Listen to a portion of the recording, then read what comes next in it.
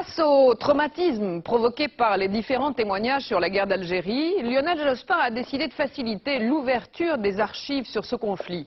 Mais lorsqu'on y regarde de plus près, de nombreux documents sensibles restent encore inaccessibles. Malgré ces difficultés, de jeunes historiens ont entamé un travail de recherche et de vérification en croisant notamment témoignages et documents. Au travers de leur thèse, c'est la torture érigée en système qui apparaît. Sur ces kilomètres d'étagères, les secrets de la guerre d'Algérie. Nous sommes au cœur des archives militaires, au service historique de l'armée de terre. Depuis 9 ans, la moitié de ces 10 000 cartons est accessible à tous les citoyens. Les autres, marqués d'une pastille rouge, sont non communicables. Au nom de la protection de la vie privée, ils ne seront ouverts qu'en 2022. Les journaux de marche et d'opération, par nature, sont des documents qui portent sur des informations du quotidien. Et donc, il y a beaucoup d'informations nominatives. Et par conséquent, là, la vie privée et la sécurité des personnes est souvent mise en jeu. Donc, c'est la raison pour laquelle tous les JM ou Algérie sont couverts par le délai de 60 ans. Ces documents sensibles, seul un petit nombre de chercheurs a pu les étudier sur dérogation. Je dis que la torture ne produit pas simplement du renseignement.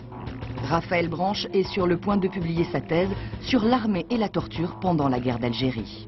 Quand on sait qu'une personne arrêtée, c'est une famille qui perd un membre, c'est une communauté qui perd un habitant, on voit bien que c'est toute une collectivité en fait qui est concernée par cette pratique. Tout ça, ça contribue à créer un climat d'angoisse, de peur et parfois aussi de terreur dans certains secteurs d'Algérie.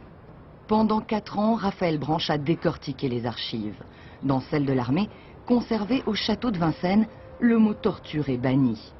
Pour écrire l'histoire, il faut lire entre les lignes. Quand on trouve dans un document d'archives le mot, le prisonnier était réticent, était très réticent à parler après un certain nombre de contraintes. On a la mention en négatif, en fait, on a la mention de la torture. Ce tract de l'armée française date de juillet 1958, au tout début de la Ve République. Le général de Gaulle vient de revenir au pouvoir. Le personnel politique va changer. Et pourtant, sur le terrain en Algérie, les méthodes des militaires restent les mêmes.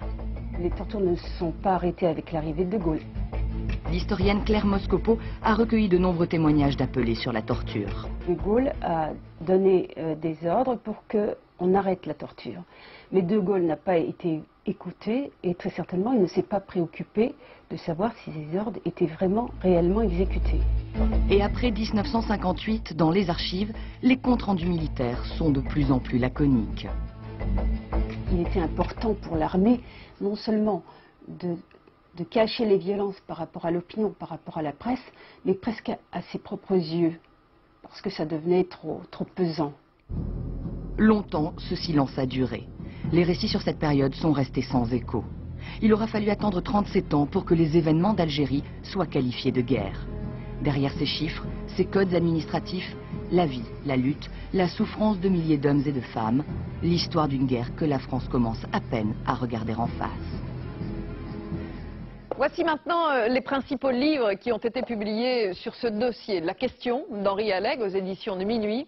Services spéciaux Algérie 1955-1957 du général Ossarès aux éditions Perrin. L'affaire Audin de Pierre Vidal-Naquet aux éditions de Minuit. Algérienne de Louisette Higuy-Larize aux éditions Fayard. Enfin, La torture et l'armée pendant la guerre d'Algérie de Raphaël Branche qui sera publié aux éditions Gallimard à la rentrée. Et voilà, c'est la fin de cette première saison de Pièces à conviction. On se retrouve tout au long de l'été avec des rediffusions de nos principaux documents qui seront bien sûr réactualisés. Et dès la rentrée prochaine avec de nouvelles enquêtes des rédactions de France 3. Excellente soirée, bonsoir.